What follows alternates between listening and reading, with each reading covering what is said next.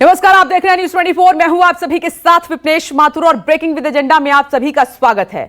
हिंदुस्तान की पहचान आपसी भाईचारा और एक दूसरे के धर्म का सम्मान है।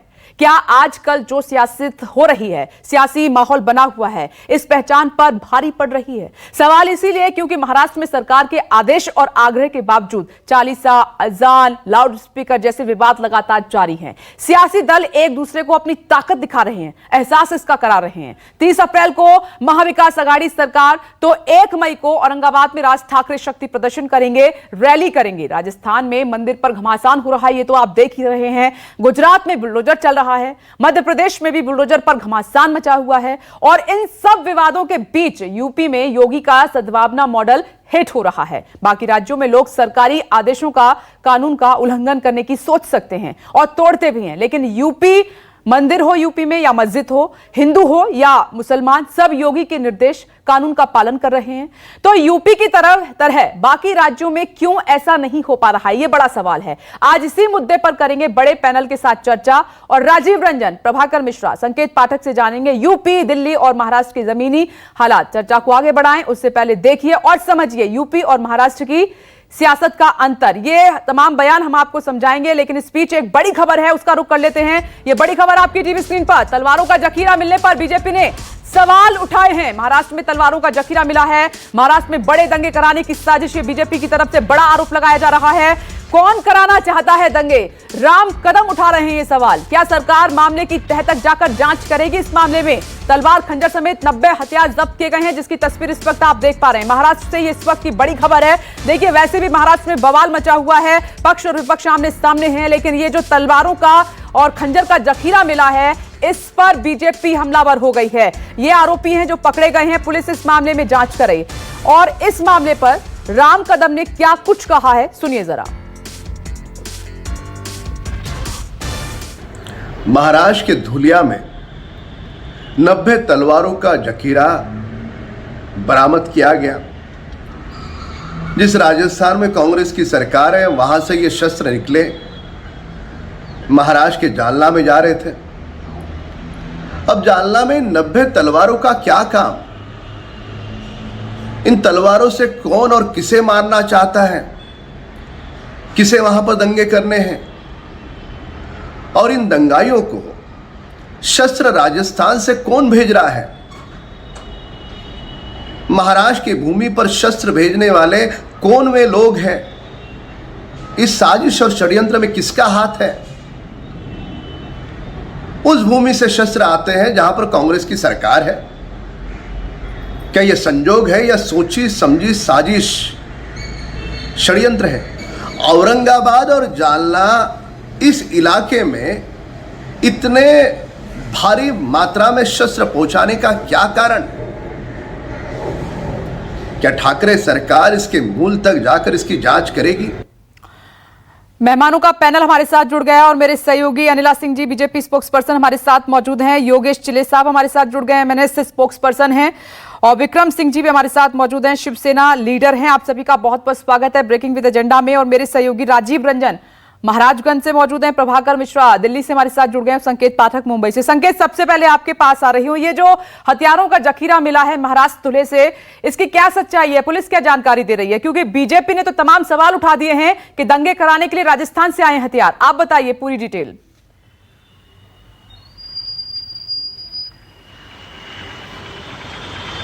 आज देखिए विपनेश, इस पूरे मामले में जो पुलिस की तरफ से जानकारी दी गई है, बताया गया है कि एक स्कॉर्पियो कार संदिग्ध थी, उसको पुलिस ने रोककर पूछताछ की तो उसमें से करीब 90 हथियार बरामद किए गए, जिनमें से 89 तलवार है और एक खंजर है, और 4 लोगों को धुले पुलिस ने गिरफ्तार किया है। ये पूरा मामला जब सामने आया तो उसकी गहन छानबीन की जा रही है। आपको बताऊं कि पुलिस से जो जानकारी मिली है उसके मुताबिक राजस्थान से ये स्कॉर्पियो कार आ रही थी, जिसमें ये हथियारों का जखीरा पुलिस ने बरामद किया है। पुलिस आगे की जांच में जुट गई है, लेकिन एक जानकारी आपको बताऊं कि 1 तारीख को औरंगाबाद में, जो कि धुले और जालना के पास में ही औरंगाबाद पड़ता है, वहां पर राज ठाकरे की एक रैली 1 तारीख को होने वाली है। कानून व्यवस्था को लेकर प्रश्न चिन्ह लगे हुए हैं।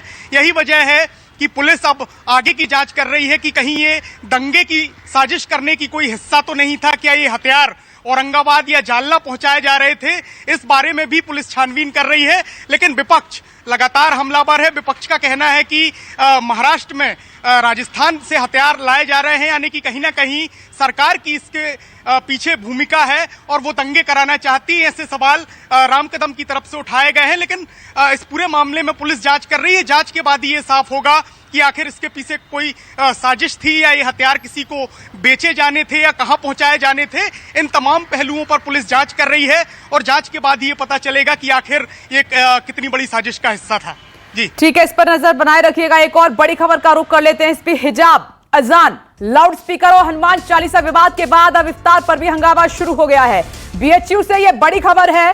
बीएचयू में इफ्तार पार्टी को लेकर जमकर बवाल हो गया। दरअसल यूनिवर्सिटी के महिला विद्यालय की वाइस चांसलर ने मुस्लिम स्टाफ के लिए इफ्तार पार्टी का आयोजन किया था, जिसका छात्रों ने जमकर विरोध किया और हंगामा शुरू कर दिया। नाराज छात्रों ने कुलपति आवास के बाहर पुतला भी फूंका है और जेएनयू जाने की बात भी कही है।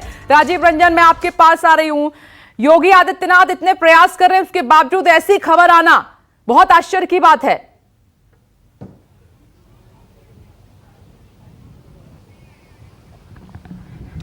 देखिए, रह करके सबसे बड़ी बात क्या है कि जेएनयू और बीएचयू और ये जो हमारे शिक्षा संस्थान है, एएमयू भी, वहाँ से इस तरह की खबरें जब आती है तो ये परेशान करने वाली होती है। क्योंकि हमारी जो शिक्षा संस्थान है, जो शिक्षण संस्थान है, उनमें अगर इफ्तार को लेकर के या रोजे को लेकर के या दुर्गा नवमी को लेकर के या हनुमान चालीसा को लेकर के छात्रों में विवाद हो, ये बड़ी बुरी स्थिति है। लेकिन आप देखिए, जो बीएचयू की खबर आपने बताई, इसी तरह की अभी आपने रामनवमी के समय देखा था जेएनयू में क्या हुआ था।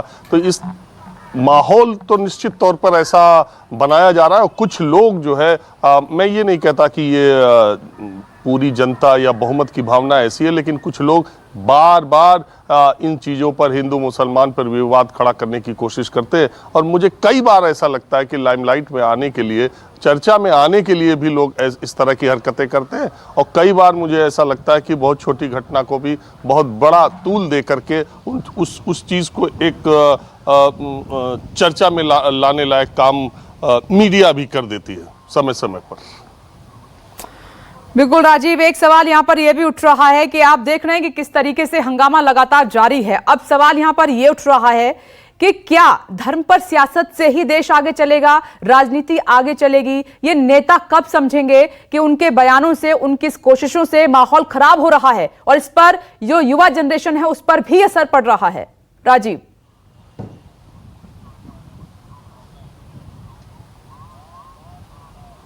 निश्चित तौर पर देखिए, ऐसा है कि आपको याद होगा, धर्म की सियासत कोई आज से नहीं है। देखिए, बहुत आज़ादी के बाद एक सवाल इतिहास में आता है, बहुत उसकी चर्चा होती है कि गांधी जी धार्मिक व्यक्ति थे। वो धर्म और राजनीति का मेलजोल चाहते थे, हालांकि उनके धर्म की परिभाषा दूसरी थी। और जिन्ना जो है वो धार्मिक व्यक्ति बिल्कुल नहीं थे। वो सिगार पीते थे, वो पतलून पहनते थे, वो नमाज भी पांचों वक्त अदा नहीं करते थे। तो कहा यह जाता है कि गांधी जी धार्मिक होते हुए उन्होंने धर्मनिरपेक्ष राज्य की स्थापना की, और जिन्ना अपने धर्म के प्रति उतना धार्मिक न होते हुए भी उन्होंने इस्लामिक कंट्री की स्थापना की, यानी धर्म पर आधारित स्टेट की स्थापना की। 14 अगस्त 1947 और 15 अगस्त 1947 को दोनों देश आज़ाद हुए, लेकिन धर्म के आधार पर वो देश बना तो उसमें कट्टरता और धार्मिक पागलपन या धार्मिक कंजर्वेटिवनेस, जो भी आप कही लीजिए, वो किस तरीके से रहा और आज पाकिस्तान कहाँ पर है।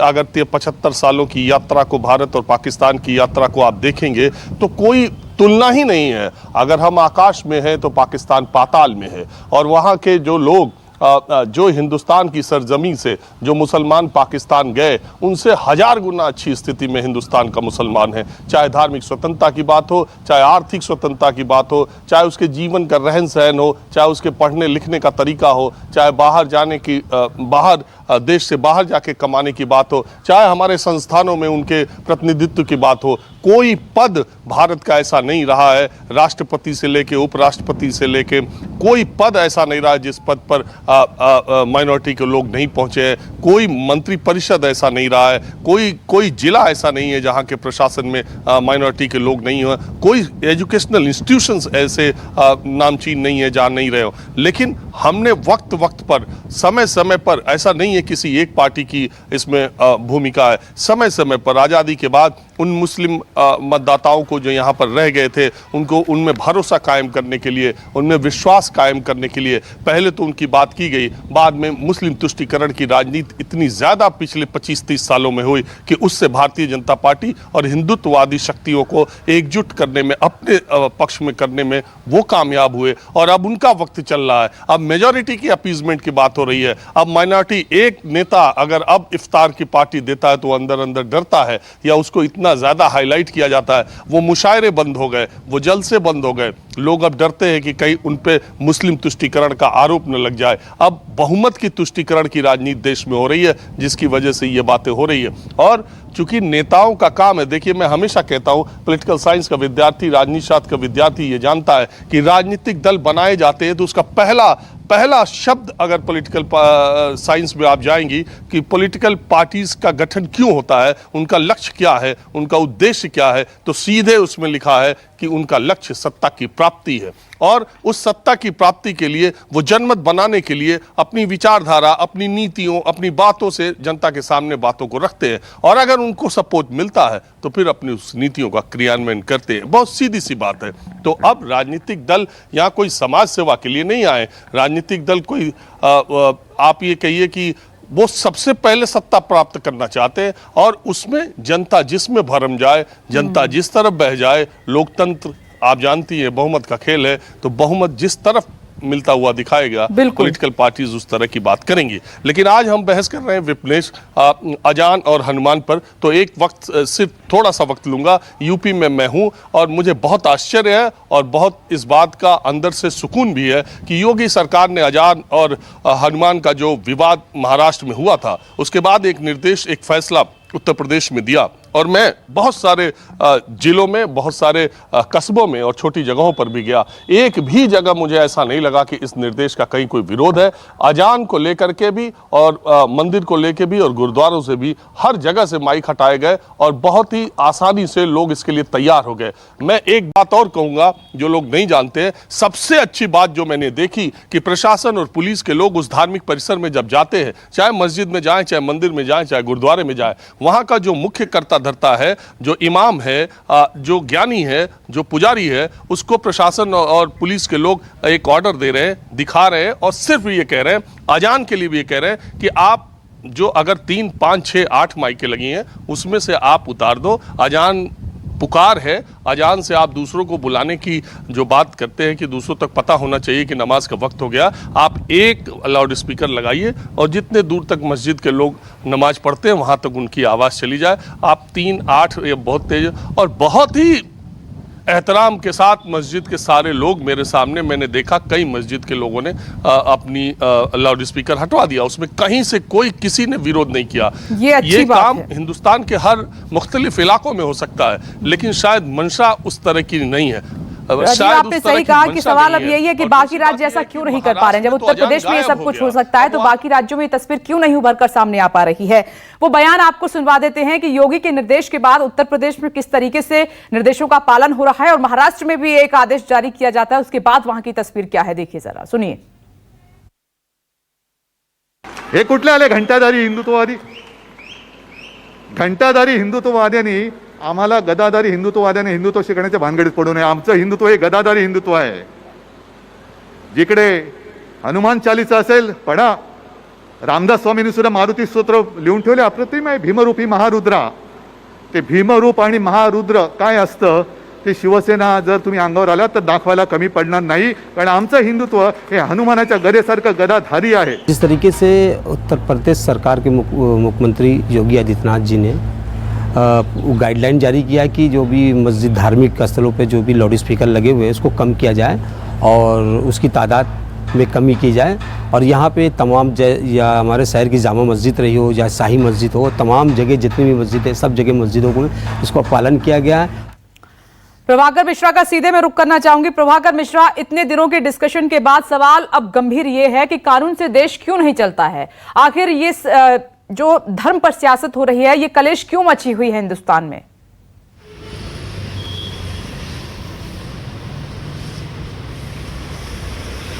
विपनेश, इच्छा शक्ति की कमी है और जैसा राजीव रंजन ने कहा कि राजनीतिक पार्टियां सियासत करने के लिए ही बनती हैं। सरकार में आना उनका ध्येय होता है, चुनाव लड़ना होता है और उन्हें पता है कि चुनाव लड़ने के लिए और जीतने के लिए लोगों की भावनाओं को, जब तक भावनाओं पर को वश में नहीं किया जाता तब तक चुनाव लड़ना मुश्किल है।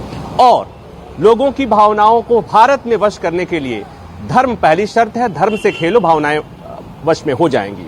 और जिस तरह से आपने पूछा कि उत्तर प्रदेश में हो सकता है तो बाकी जगह पे क्यों नहीं हो सकता है, इसको इस तरह समझने की जरूरत है। जैसा मैंने कल भी कहा था कि बेसिकली हमारे देश के लोगों को अदालत पर और सरकारी आदेशों पर बहुत भरोसा होता है। अदालत का फैसला सब मानेंगे, सरकार का फैसला सब मानते हैं, बशर्ते कि उसमें कोई जातिगत, कोई धार्मिक भेदभाव नहीं हो। उत्तर प्रदेश में योगी सरकार ने एक आदेश जारी किया और उस आदेश का अमल कुछ इस तरह से हो रहा है, चाहे वो मेरठ हो या शामली हो या मथुरा हो या बनारस हो, जगह जगह से इस तरह की तस्वीरें आ रही हैं कि जिस तरह से अवैध लाउडस्पीकर मंदिर पे लगे थे उसे उतारे जा रहे हैं, ठीक उसी तरह से मस्जिदों के लाउडस्पीकर भी जो अवैध लगाए गए थे उसे उतारे जा रहे हैं। जहां पर जो वैध तो हैं लेकिन उनका डेसिबल स्तर अधिक है उसको कम किया जा रहा है। तो ये लोगों में इसको लेकर के, इस आदेश को लेकर के विश्वास है, कोई उनके मन में कोई संकोच नहीं, कोई भय नहीं, कोई पक्षपात का आरोप नहीं, क्योंकि कानून के सामने अगर सब बराबर हैं और कानून में ऐसा अगर दिखता हुआ रहता है तो लोगों के मन में कोई असंतोष नहीं होता है। तो ये बात ये इसलिए जरूरी है कि कानून के सामने सब बराबर हैं और कानून अगर इस तरह का दिखता है, इस तरह का अमल होते हुए दिखता है तो लोगों को कोई दिक्कत नहीं होती है। दिक्कत कहां होती है विपनेश? दिक्कत तब होती है जब इस तरह का आदेश कोई सरकार नहीं देती, कोई जिलाधिकारी नहीं देता, कोई अदालत नहीं देती। जब इस तरह का आदेश कोई सियासी व्यक्ति देता है और उस आदेश के साथ सड़कों पर उसके लोग उतर जाते हैं, पुलिस प्रशासन मौन होता है, तब दिक्कत होती है। या दिक्कत तब होती है जो बुलडोजर निकलता है, कुछ सेलेक्टिव इलाकों में ही बुलडोजर चलता है, कुछ खास धर्म के, कुछ खास जाति के को निशाना बनाकर उनके अवैध अतिक्रमण पर कार्रवाई होती है, तब सवाल उठता है। तो विपनेश, बड़ी बात यही है कि अगर मनसा है, अगर सरकारें चाहें तो बड़े से बड़े विवाद का समाधान बहुत आसानी से किया जा सकता है। मामला कितना भी संवेदनशील हो, उसे आसानी से उस मामले को हल किया जा सकता है और ये बात उत्तर प्रदेश में होता हुआ दिख रहा है। आपने सही कहा। प्रभाकर मिश्रा, दोबारा मैं आपके पास आऊंगी, मेहमान भी हमारे साथ मौजूद है, जल्दी से मैं उनका रुख कर लेती हूँ। अनिला सिंह जी, सीधा सवाल मैं आपसे करती हूँ, देश कानून से चलेगा या फिर धर्म पर सियासत करने से चलेगा, जिसकी वजह से देश में इतना बड़ा कलेश मचा हुआ है? मेरी सबको राम राम। और विपनेश जी, बिल्कुल कानून से चलना चाहिए, संविधान से चलना चाहिए और कानून और संविधान के अनुसार जो है सारे नागरिक, भारत में जो सारे नागरिक हैं उनको बराबर का अधिकार है और उनके लिए कानून भी बराबर के हैं। पर जब क्या कहा जाए कि जब राजनीतिक दल तुष्टिकरण कि इतनी हद पार कर देते हैं कि कानूनों को भी ताक पे रख देते हैं, संविधान को भी ताक पे रख देते हैं और ये दिखाते हैं, जैसे अभी राजीव जी ने कहा कि आज की तारीख में भारतवर्ष में मेजॉरिटी तुष्टिकरण हो रहा है। सीधी सीधी सी बात है, ये कहना चाह रहे हैं कि हिंदुओं के प्रति जो है वो एक खास लगाव रखती है भारतीय जनता पार्टी, तो उनके लिए सब कुछ कर रही है। जबकि अभी अभी उत्तर प्रदेश के चर्चा कर रहे हैं, यहाँ साफ है, चाहे वो किसी भी धर्म स्थली, चाहे वो मस्जिद है, चाहे वो मजार है, चाहे वो मंदिर है, चाहे वो गुरुद्वारा है, चाहे वो गिरजाघर है, वहां पे लोग जा रहे हैं, अपनी बात कह रहे हैं और उसको बड़े आराम से इम्प्लीमेंटेशन हो रहा है। तुष्टिकरण की राजनीति राजीव जी 25-30 साल से नहीं, माउंटबेटन एक्ट जब हुआ और हमारा देश विभाजित हुआ, कांग्रेस ने कहा कि हमें अखंड भारत की आवश्यकता है, परंतु पाकिस्तान की जो डिमांड है मुस्लिम लीग ने करी। अखंड भारत तो मिला नहीं, परंतु अखंड भारत के हिस्से हो गए। अखंड भारत के दाएं बाएं हाथ जो है चीर दिए गए। जो बाद में एक बांग्लादेश बन गया और एक पाकिस्तान बन गया। पर अखंड भारत का सिर अभी भी हमारे पास है, जिसको भी छीनने का निरंतर प्रयास किया जा रहा है। और नेहरू जी ने यूएन में ऐसा बीज बोझ दिया कि वो आज तक सुलझ नहीं पाया है।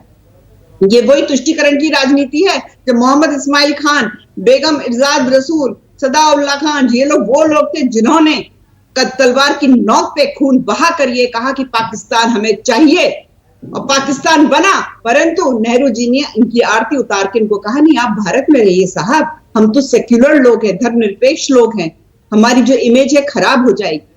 जब जिन्ना ने ये कहा कि प्लेबिसाइट होनी चाहिए और धर्म के अनुसार जो है लोग पाकिस्तान और हिंदुस्तान में रहने चाहिए, तो नेहरू जी ने मना कर दिया कि हमारी इमेज बड़ी खराब हो जाएगी। तुष्टीकरण तब से चल रहा है। ये हमको कहा जाता है तुष्टीकरण, हिंदुओं के लिए हम तुष्टीकरण। नहीं अनिला सिंह जी, अब तो सर्वधर्म वाली पहचान है ना हिंदुस्तान की, तो फिर अब ऐसा क्यों हो रहा है हिंदुस्तान में? केंद्र सरकार कुछ ऐसी पहल क्यों नहीं करती है कि पूरा विवाद शांत हो जाए, थम जाए? नहीं हो सकता, नहीं हो सकता। जिनको राजनीति के लिए तुष्टीकरण करना होता है, उत्तर प्रदेश में भारतीय जनता पार्टी की सरकार है, उत्तर प्रदेश में मुख्यमंत्री जी एक योगी हैं, भगवाधारी हैं। कितने प्रहार किए गए उनके ऊपर क्योंकि वो भगवाधारी हैं। और आज आप भी प्रशंसा कर रही हैं कि इंप्लीमेंटेशन कितना अच्छा हो रहा है। जब जब एक कायदे का रूलर बैठा होगा किसी भी प्रदेश में, इंप्लीमेंटेशन बहुत अच्छा होगा। ये वही मुसलमान है जो रूस में, इनकी आप फितरत देखिए किस तरीके से बदल जाती है, शांत हो जाते हैं। चीन में आप देख लीजिए, पाकिस्तान के मुंह से चू नहीं निकलता है। चीन में जिस प्रकार से व्यवहार जो होता है इन लोग के साथ, या ऑस्ट्रेलिया की बात कर लीजिए, हमारे भारतवर्ष में साथ सम्मान इनको बहुत गले से प्यार से लगाया जाता है। परंतु इसका मतलब ये हो जाता है कि राजनीतिक दल जो है वो ये काम करेंगे, तुष्टीकरण का काम करेंगे। 1993 में एक अमेंडमेंट लाके माइनॉरिटी कमीशन बना देंगे। सिख, जैन, बुद्ध, ये बात करें तो सनातन की ही एक ब्रांचेस हैं, उनको अलग कर दिया। अनिला सिंह जी, आपके कुछ नेताओं की स्टेटमेंट आई है, मैं आगे वो पढ़कर आपको बताऊंगी। एक रिएक्शन जल्दी से ले लेती हूं। विक्रम सिंह जी, मैं आपके पास आती हूं। जो उत्तर प्रदेश में एक अच्छी तस्वीर दिखाई दे रही है, सीएम के निर्देश का हर कोई पालन कर रहा है, ये महाराष्ट्र में ऐसी तस्वीर क्यों नजर नहीं आ रही है? वहां पर माहौल क्यों खराब हो रहा है? और आपकी सरकार है, राज्य में मिलीजुली सरकार है, तो वो शांति पर, सद्भाव बनाने पर ध्यान दे। आप तो अब रैली करने जा रहे हैं, इसका क्या मतलब है? मतलब सरकार काम पर ध्यान देगी या रैलियां करेगी? देखिए, राजीव जी ने सही कहा था कि जब जब चुनाव होते हैं तब ये सारे मामले उठाते हैं लोग ना, अपनी राजनीति चमकाने के लिए। आप मुझे बताइए कि महाराष्ट्र हम भी कानून का पालन करें और दूसरे राज्य भी कानून का पालन करेंगे, लेकिन जहां पे महाराष्ट्र में, लेकिन जहां पे बीजेपी की सरकार नहीं है, वहां पे ये सारे गड़बड़ी, किसी को आगे रखकर गड़बड़ी फैलाने का जो काम किया जा रहा है ना, वो सही नहीं है। आप कोई ऐसी नेशनल पॉलिसी बनाइए पूरे देश के लिए, आप केंद्र में आप सरकार है, आप कोई ऐसी पॉलिसी बनाए जिसमें पूरा देश फॉलो करे उसको, और कानून से सारी चीजें चले। कोई क्यों किसी के मन में ये बात आएगी कि वो कुछ अलग करे, वो कुछ अलग करे? आप बनाइए ना कोई ऐसी पॉलिसी।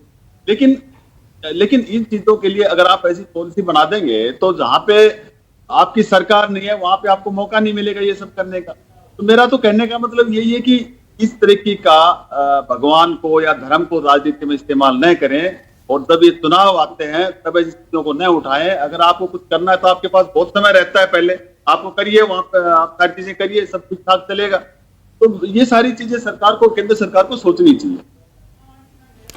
शांति व्यवस्था के लिए आपको कोशिश तो करनी होगी। अगर आपके बड़े नेता, कार्यकर्ता भड़काऊ बयानबाजी करेंगे, उससे तो माहौल खराब होगा ना। आप सोचिए कि कैसे शब्दों का इस्तेमाल किया जा रहा है। विक्रम सिंह जी, इस पे सोचिए। मैं दोबारा आऊंगी, मेरे साथ एक और मेहमान हैं, एमएनएस स्पोक्सपर्सन योगेश जी।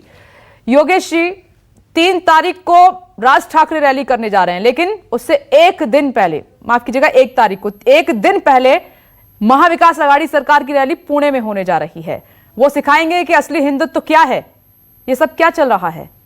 किसका हिंदुत्व कमजोर, किसका मजबूत? बस यही चलता रहेगा क्या? नहीं, अभी विक्रम जी ने एक बात कही कि चुनाव आए हैं इसलिए ये सब मुद्दे उठाए जा रहे हैं। मैं आपको याद दिलाऊं, 1994 में सबसे पहले बाला साहब ने कहा था कि मस्जिदों से लाउडस्पीकर हटाने चाहिए। 1995 में शिवसेना सत्ता में आई। 2016 में खुद उद्धव ठाकरे ने, उनका जो मुखपत्र है सामना, उसमें कहा था कि मस्जिदों से सभी लाउडस्पीकर हटाने चाहिए। 2017 में मुंबई महानगर पालिका के चुनाव थे। तो ये चुनाव की राजनीति है ना, ये शिवसेना को शोभा देती है। हमारी बात हम अगर करेंगे एमएनएस की, तो हम ये मुद्दा पहले से उठा रहे हैं। ये कोई आज उठाया हुआ मुद्दा नहीं है, ये तो मीडिया ने आज हाईलाइट किया है। नहीं तो पिछले 5 साल से माननीय राज साहब ये मुद्दा बार बार लगातार उठा रहे।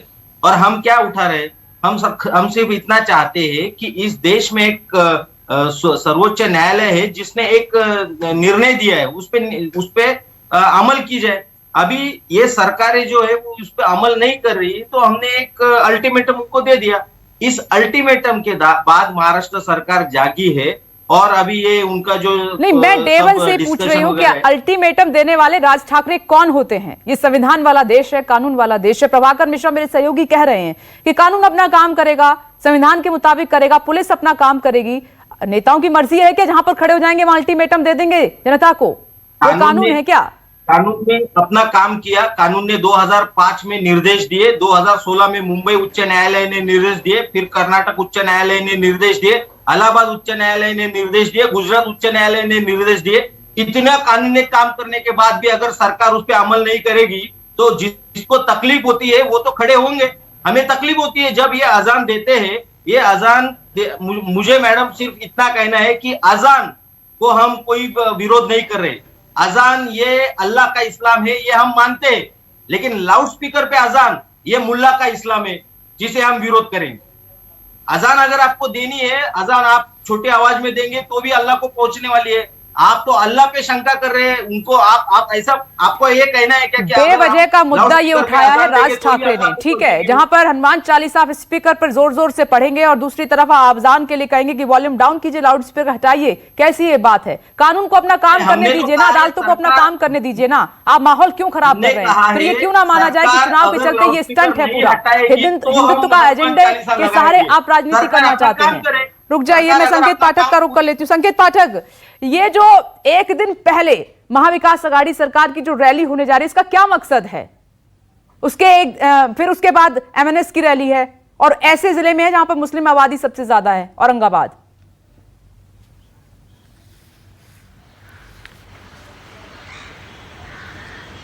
बिल्कुल विपनेश, जैसा कि हमारे दोनों सहयोगी बता रहे थे कि मंशा होना सबसे बड़ी चीज है और मुझे नहीं लगता कि महाराष्ट्र में ये विवाद आने वाले दिनों में भी थमने वाला है, क्योंकि आप देखिए कि राज ठाकरे की 1 तारीख को रैली होने वाली है और 30 तारीख को यानी एक दिन पहले पुणे में महाविकास अघाड़ी के जो तमाम बड़े नेता हैं वो एक रैली करने वाले हैं और सीधे सीधे अजान और लाउडस्पीकर और हनुमान चालीसा पर ही बात होगी। आज आपको बताऊं कि सामना में एक खबर छपी है जिसमें साफ तौर से ये लिखा गया है कि महाविकास अघाड़ी सरकार का लाउडस्पीकर 30 तारीख को विपक्ष के ऊपर होगा, यानी सीधे सीधे इस विवाद को और ज्यादा हवा मिलने वाली है, क्योंकि जैसे ही पुणे में रैली होगी उस समय बताया ये जा रहा है कि राज ठाकरे खुद भी पुणे में मौजूद रहेंगे, यानी कि सीधे सीधे महाविकास अघाड़ी की तरफ से एक चेतावनी दी जाएगी और उसका जवाब 1 तारीख को औरंगाबाद में राज ठाकरे देंगे। ये औरंगाबाद आपको बताऊं कि बेहद संवेदनशील जिला माना जाता है महाराष्ट्र का और इसको लेकर तमाम तरह के विवाद भी जुड़े हुए हैं और वहां पर ये रैली होने जा रही है। सबसे ज्यादा मुस्लिम आबादी वहां पर है। हमने आपसे कुछ ही देर पहले खबर दिखाई थी कि उसके पास में ही जालना और धुले के पास हथियारों का जखीरा भी बरामद हुआ है जिसकी जांच की जा रही है। तो कहीं ना कहीं मंशा नहीं है सरकारों की इस विवाद को रोकने की। यही वजह है कि ये विवाद जिस तरीके से यूपी में रुक गया है, जिस तरीके से इंप्लीमेंटेशन यूपी में हो रहा है, वैसा महाराष्ट्र में भी हो सकता है। 2016 में बॉम्बे हाईकोर्ट का आदेश आया था, उस आदेश के पहले महाराष्ट्र सरकार ने ही 4 बार एफिडेविट लगाए थे कोर्ट में और ये कहा था कि वो अवैध लाउडस्पीकर पर कार्रवाई करेंगे। लेकिन आपको बताऊं कि अकेले महाराष्ट्र में 3000 के आसपास अवैध लाउडस्पीकर अभी भी चल रहे हैं, जिसकी जानकारी आरटीआई के जरिए सामने आई है। यानी कि सरकारें इस विवाद को रोकने की किसी भी तरीके से कोशिश नहीं कर रही हैं और मुझे लगता है कि आने वाले दिनों में भी ये विवाद और बढ़ेगा, क्योंकि राज ठाकरे की भी रैली है, महाविकास अघाड़ी की भी रैली है। उसके बाद आप सही कह रहे हैं संकेत पाठक। प्रभाकर मिश्रा, मैं आपके पास आऊंगी, उससे पहले अनिला सिंह जी, विवाद कैसे होता है? देखिए, राजस्थान में एक मंदिर ढाया जाता है, ठीक है, वहां पर आप जन आक्रोश रैली निकालते हैं और राज्यों में ऐसा नहीं होगा जहां पर आपकी सरकार है, जहां एक्शन हो रहा है। अभी हथियार मिले हैं महाराष्ट्र में, आपके नेता कह रहे हैं कि ये तो दंगे फैलाने की साजिश है, राजस्थान से सीधे बिना इन्वेस्टिगेशन के, बिना जांच के ऐसे माहौल खराब होता है जिसमें आपके भी नेता शामिल हैं। गधाधारी गदादारी को गधादारी, बड़े नेता से शब्दों का इस्तेमाल कर रहे हैं, ऐसे माहौल खराब होता है। ये बताइए, जो तलवारें मिली हैं ये कोई एक्सपोर्ट करने के लिए तो नहीं मिली कि कोई एक्सपोर्टर है उसने बनवाई है? बिना और इन्वेस्टिगेशन कितना बड़ा आरोप कैसे? पुलिस को बोलने दीजिए ना। पुलिस जो बोलेगी सीधी सी बात समझ में आती है कि एक प्रदेश से जो कि कांग्रेस शासित है, दूसरा प्रदेश जहां पर भी ये महाअगाड़ी सरकार है, जो महापिछाड़ी सरकार वाला सारा काम कर रही है, वहां पर ये जखीरा जा रहा है। तो वही तो मैंने कहा कि कोई एक्सपोर्ट के लिए तो जा नहीं रहा है, इस्तेमाल होने के लिए जा रहा है। जब हमारी यात्राएं निकलती हैं तो पत्थरबाजी होती है। पत्थर कहाँ फेंका जाता है? इनके धर्म में शैतान के ऊपर पत्थर फेंका जाता है। तो जितने काफिर हैं उनके ऊपर पत्थरबाजी करो, और अगर हिंदू आवाज उठाता है तो ये कह दिया जाता है कि भी आवाज क्यों उठा रहे हो? यह तो धर्मनिरपेक्ष देश है। 1976 में धर्मनिरपेक्ष सेक्युलर वर्ड जो है संविधान में डाल दिया गया है। चुप होकर बैठो, पत्थरबाजी होती है, सर फूटते हैं, पेट्रोल बम तुम्हारे ऊपर नहीं, अजय सिंह जी, ऐसा तो है नहीं ना कि मुस्लिम वोट नहीं देते हैं आपको। तुष्टिकरण की राज अब उत्तर प्रदेश में क्यों नहीं हुआ ये सब? उत्तर प्रदेश में जब यात्राएं निकली तो क्यों नहीं हुआ? सीधी सी बात है, शासक अगर मजबूत होगा ना तो चाहे वो प्रदेश हो चाहे वो देश हो, ठीक रास्ते पे चलता है। ठीक है, विक्रम सिंह जी जवाब दीजिए। देखिए, अनिल सिंह जी कह रही है कि 76 में 75 में अगर ये डाल दिया तो आप हटा दो ना, आपकी सरकार है, आप बना दो समान कानून, कौन रोक रहा है? आप पूरे देश में लागू करो, सारे झगड़े ही खत्म। और देखिए, ये सारी चीजें कोई कह देता है कि हथियार किसके लिए है। देखिए, इसके लिए कोई, जो लोग कह रहे हो, कोई इन्वेस्टिगेशन एजेंसी नहीं है, ये कानून है, पुलिस है, उनको इंक्वायरी करने दो, अपने आप पता चलेगा कि ये कौन लेके आ रहा है, किस पर्पज से लेके आ रहा है। तो सारी चीजें साफ होने दो, पहले किसी को आरोपी बना दो, किसी के ऊपर भी आरोप लगाना ये सही नहीं है। मेरा यही कहना है। इसमें आपके नेता संजय राउत भी सबसे आगे चल रहे हैं, बिना जांच पड़ताल के कुछ भी बोल देते हैं। देखिए, ये लोगों की मंशा ऐसी, आपको ध्यान होगा आपके मीडिया पे ही नीतीश राणे ने ये बोला कि 24 घंटे के लिए पुलिस को हटा दो, हम बताते हैं, हम सीधा करते हैं सबको। जैसे ओवैसी ने बोला था वही भाषा वो बोल रहे हैं, तो क्या फर्क रह गया? तो गड़बड़ी इनके तो पूरी तैयारी है करने का। उस चीज को ना आपका मीडिया दिखा रहा, ना बीजेपी वालों ने आज तक उसका खंडन किया है, माफी मांगी उसके लिए। तो ये सारी चीजें आप इनके बोल देखो, किस तरीके से मुख्यमंत्री के लिए क्या भाषा बोल रहे हैं, कोई गदादारी है बोल रहा। तो ये सारी चीजें इन लोगों को शुरुआत कौन कर रहा है? आप अपनों पर तो पर्दा डाल रहे हैं, अपने गिरेबान में झांक कर नहीं देखता कोई भी नेता, दूसरों पर कीचड़ उछालने में लग जाते हैं। आपके संजय राउत कहते हैं कि थोड़ा सा खून बहा, दिल्ली पहुंच गए राष्ट्रपति शासन लगाने। अरे, आपकी राज्य में सरकार है और आप ऐसे शब्दों का इस्तेमाल कर रहे हैं, ये सवाल तो आप पर ही उठना चाहिए। तो सही कहा, मुख्यमंत्री से बात करो, आप मुख्यमंत्री से बात करो इस मामले में। संजय राउत की आप हर सुबह उठ के अगर प्रेस कॉन्फ्रेंस देखेंगे तो उन्होंने गालियां भी दी है मीडिया के सामने। वो खुद एक संपादक है एक न्यूज़पेपर के, फिर भी उन्होंने मीडिया के सामने गालियां दी है। ये कौन सी गाली? क्या सिखाएंगे आप बताओ, जो खुद को भाषा का प्रयोग जिनको मालूम नहीं है, ये भरी प्रेस कॉन्फ्रेंस में लोगों को गालियां देते हैं। अभी मैं वो गाली बता भी नहीं सकता यहाँ पे ऑन एयर। बताओ ना, आप बताओ, आप गाली नहीं क्यों? मुझे नहीं, गालियों के लिए कोई जगह नहीं है न्यूज़ 24 के प्लेटफॉर्म पर। आप यहाँ पर माहौल मर्यादा बनाए रखें। प्रभाकर मिश्रा, आखिरी कमेंट आपका, जल्दी से क्विक रिएक्शन चाहूंगी। इन सब नेताओं को सुनकर आप क्या कहना चाहेंगे, जिस तरीके के जवाब आ रहे हैं?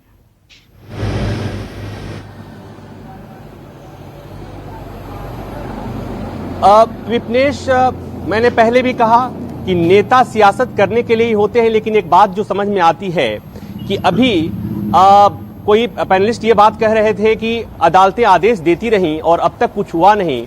तो मैं तो यही जानता हूं कि इस देश में अदालतों के आदेश का पालन अगर नहीं होता है तो दोबारा अदालत जाने का विकल्प होता है। और मैंने कई मामलों में देखा है कि जब सुप्रीम कोर्ट के आदेश का पालन नहीं होता है तो सुप्रीम कोर्ट में कंटेम्प्ट ऑफ कोर्ट दायर होता है और मानना की याचिका दायर होती है। अगर सुप्रीम कोर्ट का आदेश महाराष्ट्र में पालन नहीं हो रहा है, कहीं और पालन नहीं हो रहा है, तो विपक्षी पार्टियों के पास एक फोरम था जब सुप्रीम कोर्ट में जाते और कहते कि माय लॉर्ड, आपके आदेश का पालन नहीं हो रहा है, इसलिए आपको इसमें संबंधित सरकार को नोटिस जारी करिए, संबंधित सरकार को दंडित कीजिए। लेकिन ये एक विडंबना देखिए कि इस मामले में कम से कम सुप्रीम कोर्ट में कोई भी पार्टी ये कहने नहीं गई, इतने दिन से विवाद हो रहा है, कोई भी पार्टी सुप्रीम कोर्ट में यह कहने नहीं गई कि माय लॉर्ड, आपके आदेश के अवमानना हो रही है, अवहेलना हो रही है, आपको इसमें संज्ञान लेना चाहिए। बस प्रभाकर मिश्रा, एक छोटा सा ही रिएक्शन में ले पाऊंगी आपका, क्योंकि वक्त परमिशन नहीं दे रहा है, लेकिन आपने एकदम सही और सटीक बात कही है। आप सभी मेहमानों का बहुत बहुत शुक्रिया ब्रेकिंग विद एजेंडा की इस बहस में शामिल होने के लिए। लेकिन सोचिए, एक सरकार के हाथ में है कि राज्य में शांति व्यवस्था बनी रहे और वो सरकार अगर सियासत करने लगे, उसके नेता ऐसी बयानबाजी करने लगे, तो फिर सोचिए क्या अंजाम होगा। एक छोटा सा ब्रेक, फौरन लौटेंगे। नमस्कार, मैं हूं मानक गुप्ता। अगर आपको हमारा ये वीडियो पसंद आया हो तो इसे लाइक और शेयर जरूर करें, और हां, हमें सब्सक्राइब और फॉलो करना ना भूलें ताकि आप देश और दुनिया की कोई खबर मिस ना करें। तो जुड़े रहिए हमारे साथ और देखते रहिए न्यूज़ 24।